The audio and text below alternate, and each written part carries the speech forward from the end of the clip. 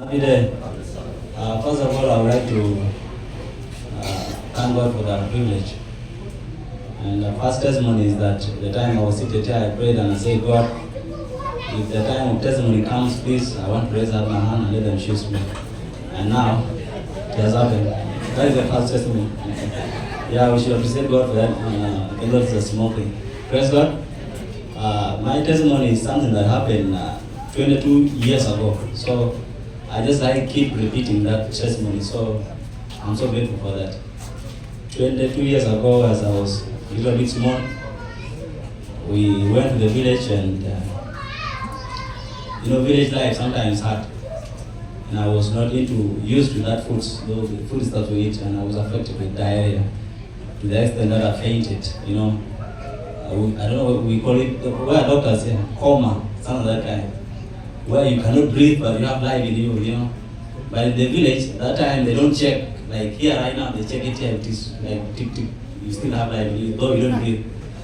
But in the village, they just catch your nose, and if you're not breathing, you're down. They bury you immediately. And in the village, this is how people die.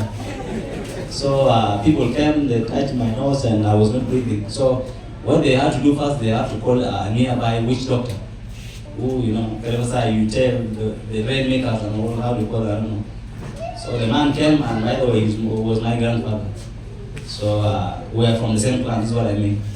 So he came and told the people that, what I see, Exodus is dead, so you bury him.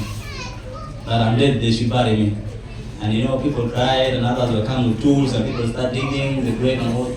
My father even joined them. So God touched the heart of my mother, and my mother said, unless I hear that word from a doctor, that's when I will believe, but from a witch doctor I will not. That unless I hear those words from a doctor in the hospital. So my mom carried me immediately, ran to the hospital. So my father was somehow ashamed for a mother to carry the child, and he ran now, called me, we went to the hospital. The whole day I was not breathing. So we came to the evening time. That was when I started breathing. And praise God, I was now breathing, because they could touch my nose, like they could touch my nose, and I, sometimes jump up and breathe.